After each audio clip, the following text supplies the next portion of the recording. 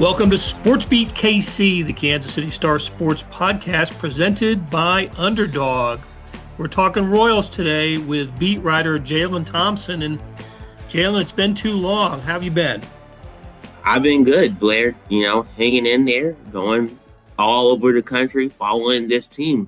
So it's been a fun time. Yep, and your travels have taken you to Houston, where the Royals won the first game of a three-game set with the Astros, 7-5. We're going to get into that game and some recent play by the Royals. But one thing that struck me, and I looked this up after the win last night. We're recording this, of course, on Tuesday.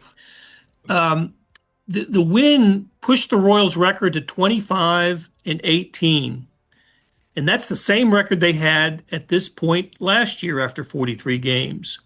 And I don't know how I feel about that. I don't know if – I think a year ago we were all just so happy to see the Royals have a winning early, first 6 weeks of the season after coming off the 106-loss season. And so we go in, and then, of course, they go on to make the playoffs. This year, the expectations were higher, and they've had some great stretches this year, but they were coming off, a couple of losses to the Red Sox over the weekend and – not hitting well. They go down to Houston, and we know Houston's got the championship pedigree and everything.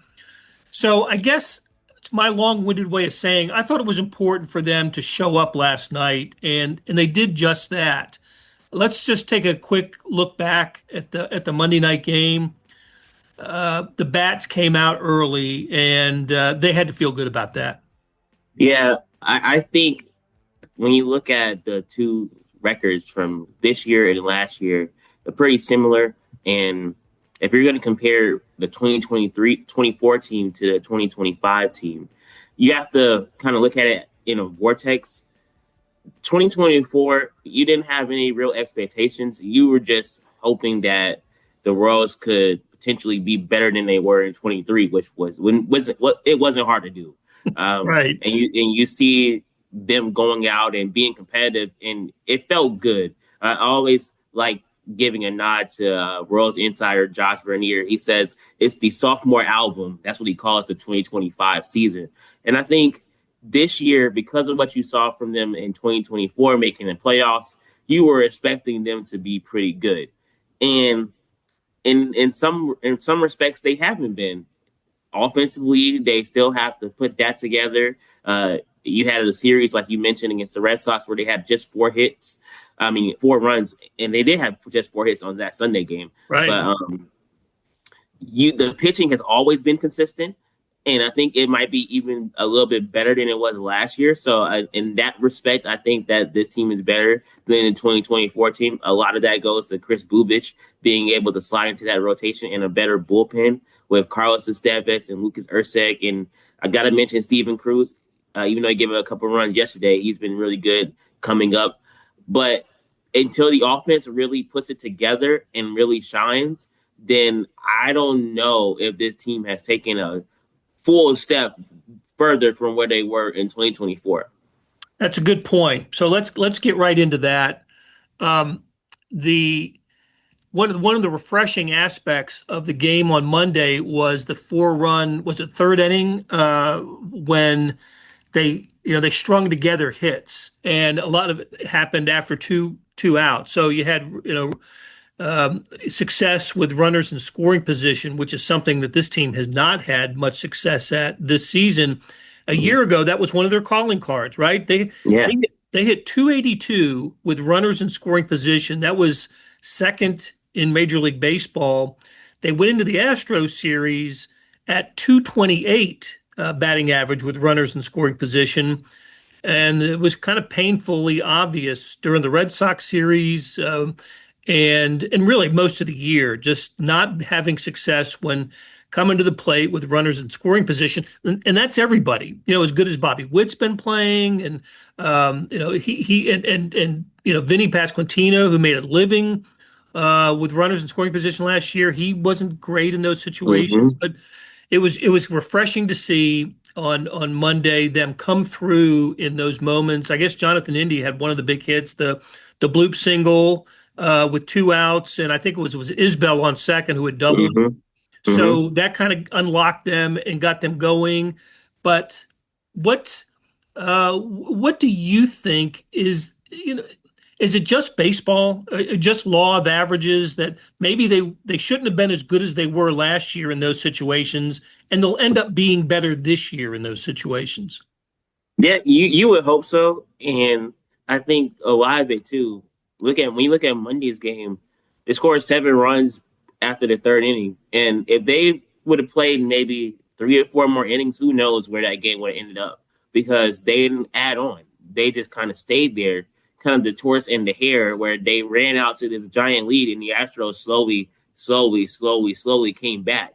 And thankfully, you only played and you need 27 outs in baseball. Otherwise, I don't know how that game would have turned out for the Royals yesterday. But they got the win, and like you said, they produced with runners in scoring position with 2 outs. So I think that's something that they can build on. But I truly think that they have to figure out a way to be more consistent offensively because the law of averages says your pitching staff can't be this dominant all year long. It's going to be some stretches where the pitching staff is going to falter a little bit, and that's just what it is in baseball. I mean, you have 4 guys, almost 5 guys that have under a 4 ERA.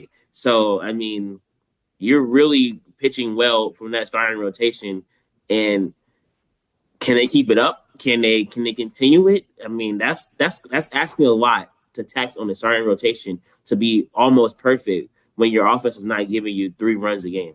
Right. And correct me if I'm wrong that in that rotation, the one who's over four ERA is Cole Reagans, who's, Yeah, arguably had the best stuff of anybody on the rotation and is still, if he's not the leader, among the major league leaders in strikeouts. So he is I think he will figure it out and we'll see some vintage Cole Reagans down the road. But to your point, Jaylon, again, going into last night, 2.99 ERA for the pitching for the entire staff. That's second in Major League Baseball.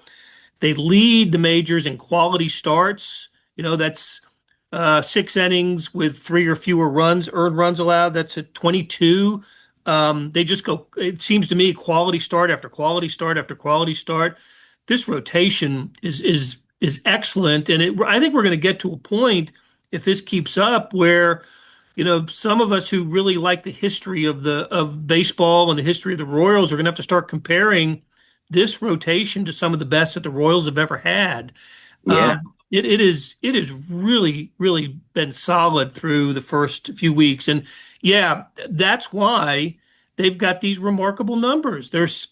You know, they average, what is it, 3.4 runs per game. The only teams with worst run per game outputs right now are the Pirates, the Rockies, and the White Sox.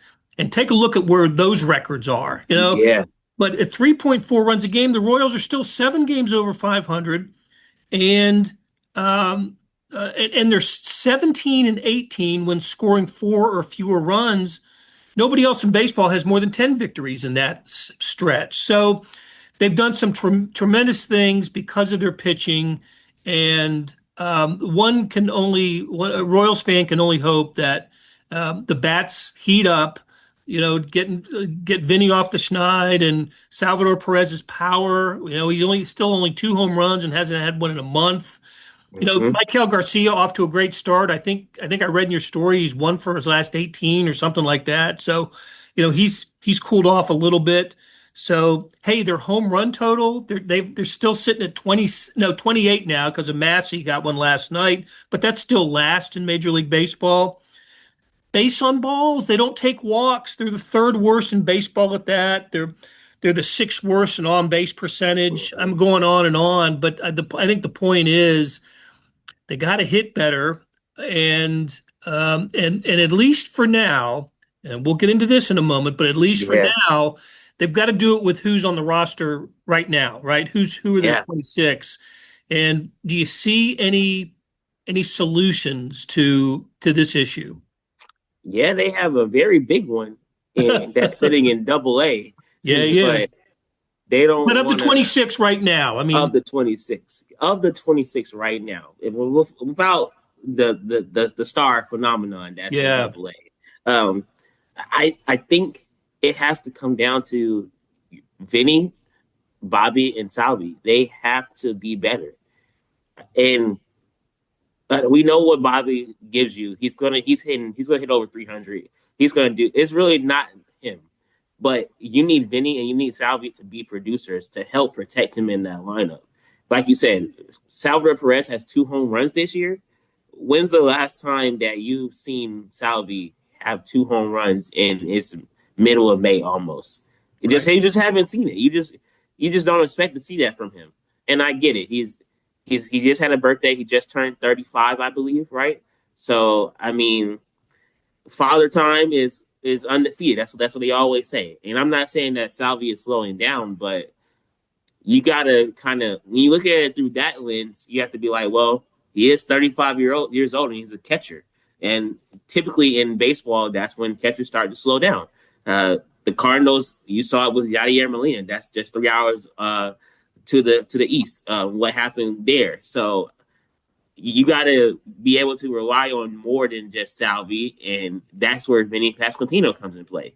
He's leading the team in RBIs or second in RBIs, and he's has the home runs. I believe he has 6 of them. So he's got to continue to play at that level, but you have to have more people come alongside of Bobby Witt Jr. and Michael Garcia, and I think you mentioned Kyle Isbell and I thought that was a really good point. Quietly as it's kept, he's having a really good year at the plate. A really good year at the plate. And I don't think people really recognize that because he's bats knife in the order. But the quality of the bats that he's been putting up, being able to move the runner over, flip the lineup over, like you mentioned, the 2 out double, that kind of sparked that second inning there, where they scored those 4 runs. So guys like that, I think they still need more production out of the outfield. They haven't gotten that. Hunter Renfroe, he hasn't been the guy that they envisioned when they signed him. Kevin Biggio he's a good utility player. Mark Hanna, he's a great a veteran in the lineup, but those guys don't scare opposing teams' offenses. I mean, and and their pitching staff, so they have to pick it up. And I don't know where that's going to come from. It has to come from their top 3, though, I believe. Yep. A couple of notes.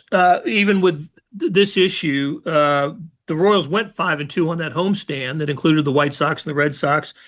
And I don't know if it includes the Astros opener, but they were 16-4 in their last 20 games, which is the best record in baseball over that span. So Yeah, um, 17-4 now. it's a 17-4 over the last 21. So that's Yes. best record in baseball over that span. The fact that we're kind of harping on where they can improve suggests that there are expectations for this team, right? This is not Yeah.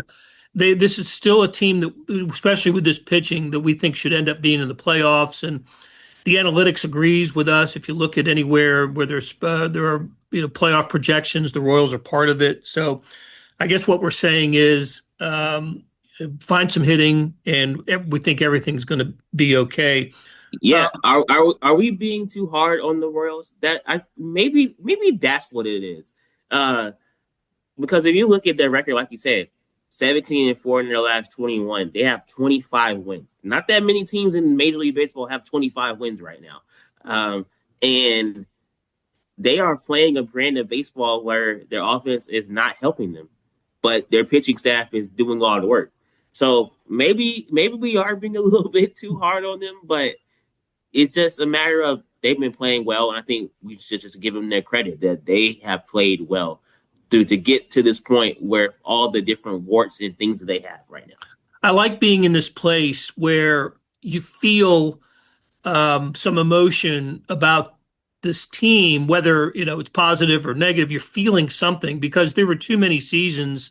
A lot of times, Jaylon, before you became the beat writer here, you Mm-hmm. just didn't feel anything. You kind of didn't care. They had a bad week. It's like, okay, it's the Royals. They're not going anywhere. They don't seem to have much um, going for them. Prospects are not there. But now because of what they do, what Matt Quatrero and JJ Piccolo and what this organization did a year ago to get to 86 victories unexpectedly into the playoffs, you just want more. And you see where they've made so many good moves. They seem to have the right roster.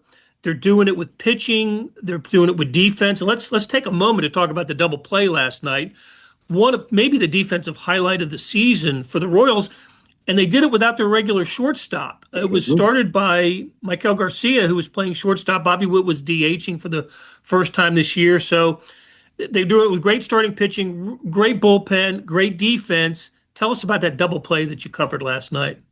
Yeah, Michael Massey made an incredible play to on a Yeah. baseball from Isaac Paredes up the middle, and I think just watching that play develop, Massey said that it really comes down from being prepared, being able to be in the right position to make that play. Because if you look at the play from different angles, the ball is tailing away from Massey, so he had to go with his backhand to make the diving stop.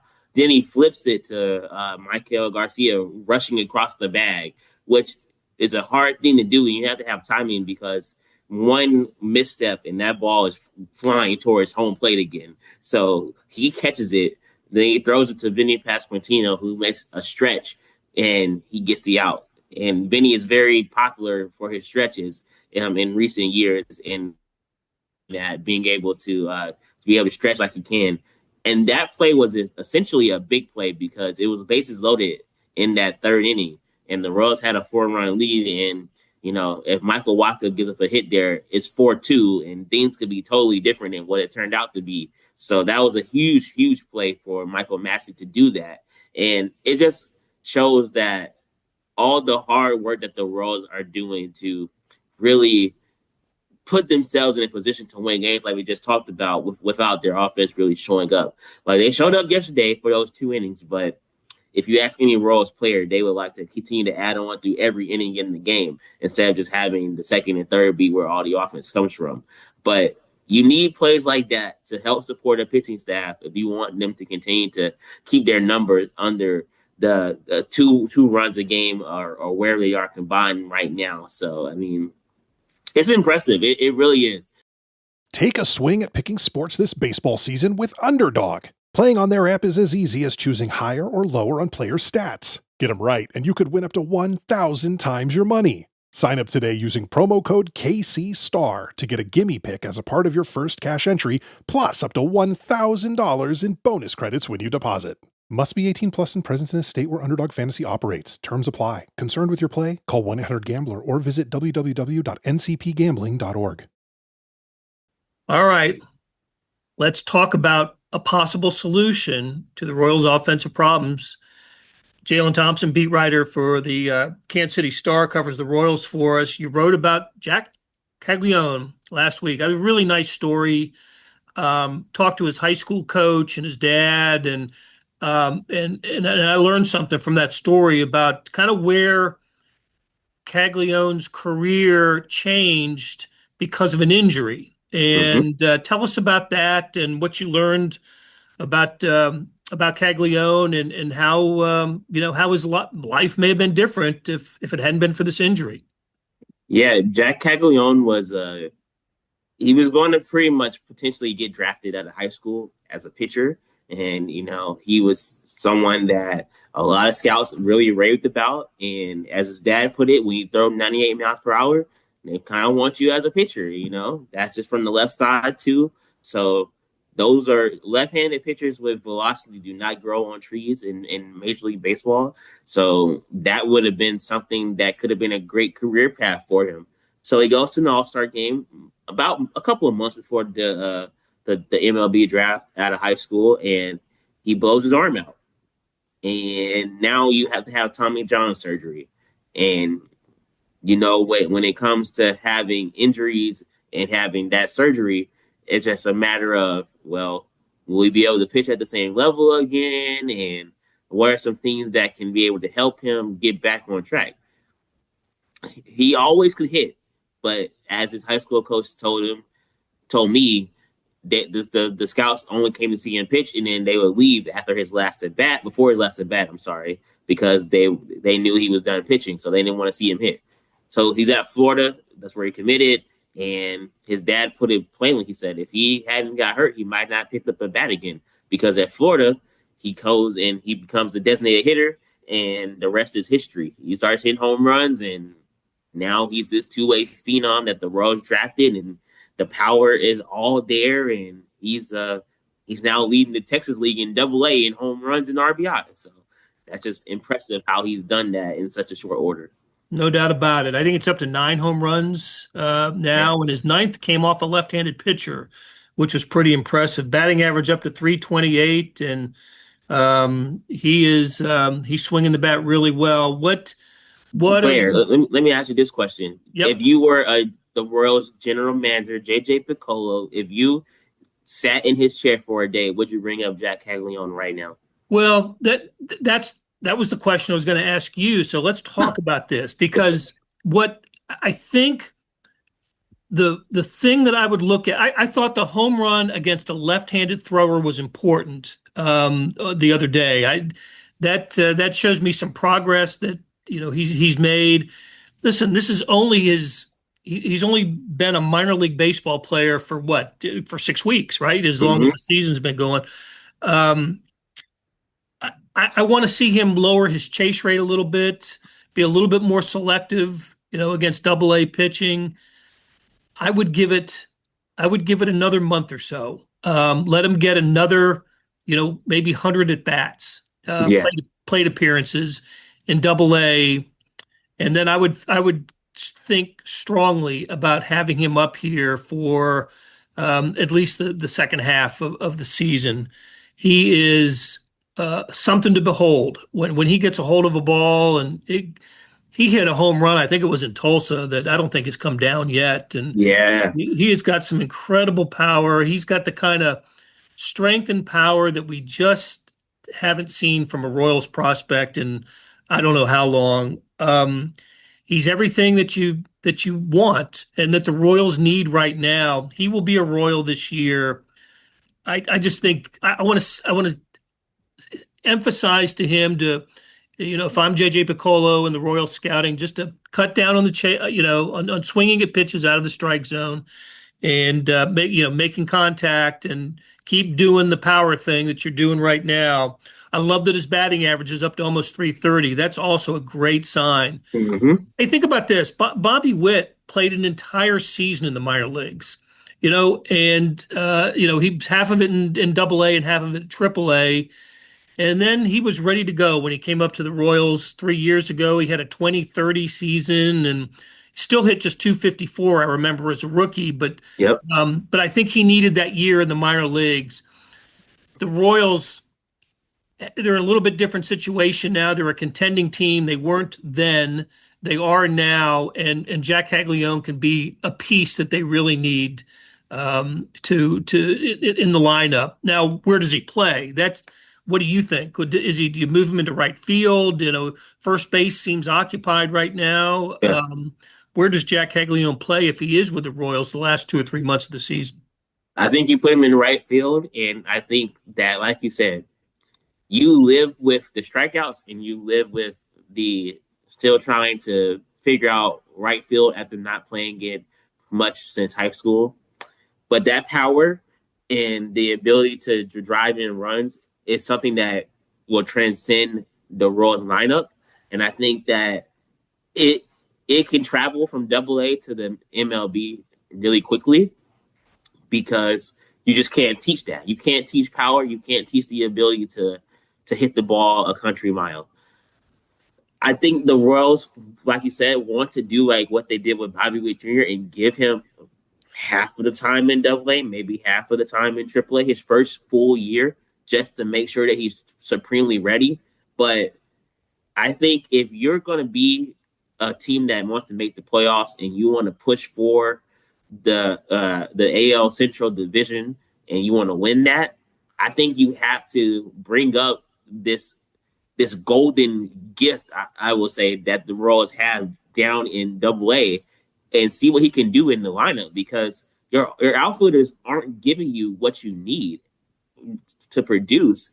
And if who knows, maybe Jac Caglianone comes up and bats 6th in your lineup, or maybe you bat him 7th in your lineup to start him out, and then he rises up. But to have that threat of another power hitter in the lineup, it will change the way pitchers are going to pitch to him, because you know that these MLB pitchers, once he gets up here, they're going to try to challenge him with fastballs to see if his power is really what they say it all is. And if he starts hitting those fastballs out, then the Royals lineup looks different, and then now they got to pitch him differently. And they're going to try to pitch him differently. That means they got to pitch someone else differently. So I just think that it's a way to do it, and it's a way to help this Royals team if they don't want to go out and spend the big money on a hitter at the trade deadline. Right. That's also a possibility, I suppose. I think this lineup could use 2 bats that aren't there now, with Caglianone being one of them. We'll see if that happens. And just as a reminder, Royals last in Major League Baseball in home runs at 28. They are way behind their power pace from last year, when Bobby Witt had 32 home runs and Salvi had his usual 27, and Vinny I think he finished with 19. They're all below that pace so far this year. All right, Jaylon, before we wrap it up, I don't know if you'll be back in time, but on Thursday, we're going to, in the media, we're going to talk to members of the 1985 and the 2015 World Series Championship Royals. Big weekend for the Royals. St. Louis Cardinals in town. And the Royals are going to celebrate the 85 World Championship teams. I'm really looking forward to that. I kind of want to take a stab at maybe comparing those 2 teams, see what they had in common. In both cases, I believe, I need to double check this, but I don't think either team, I know the 85 team did not have the best record in baseball that year. And if the 15 team did, it wasn't by much. So they were both really kind of scrappy, gutsy, big-hearted teams that maybe not the best 2 teams in Royals history, but the most accomplished teams in Royals history. And I know for you, who came after the 2015 team, you must be looking forward to seeing some of these guys and talking to some of these old Royals that really have become legends in this town.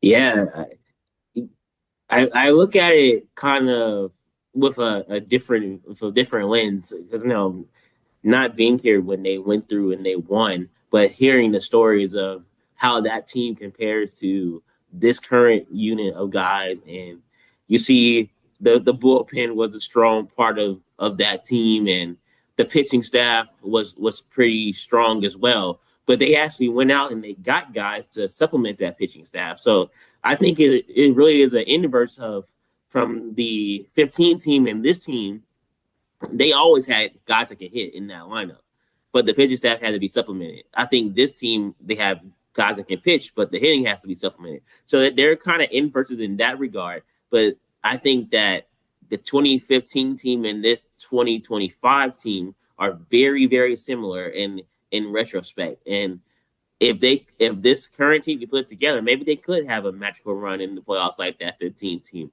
because the pitching is just there.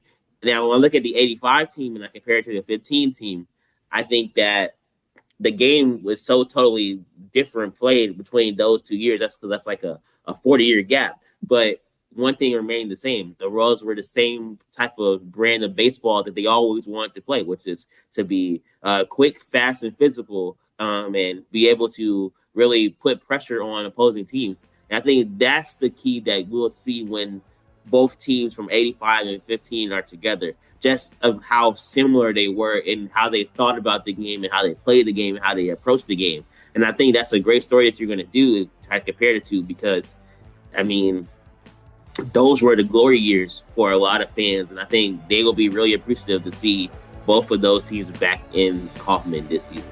Yeah, I'm really looking forward to it. Okay, Jaylon, great conversation as always. Thank you for the time. I wanted to shout out to our producers, Monty Davis and Randy Mason, and to our editors, Jeff Rosen and Scott Chase, for all their help on this show. You have been listening to SportsBeat KC, the Kansas City Stars sports podcast.